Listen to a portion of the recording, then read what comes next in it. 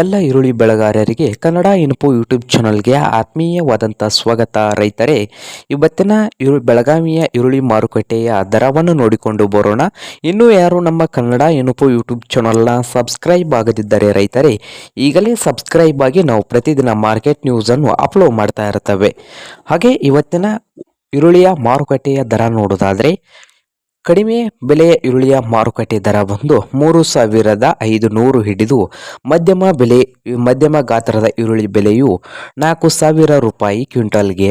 ಹಾಗೆ ಅತಿ ದೊಡ್ಡ ಈರುಳ್ಳಿಗೂ 4,500 ರೂಪಾಯಿಯು ಮಾರಿದೆ.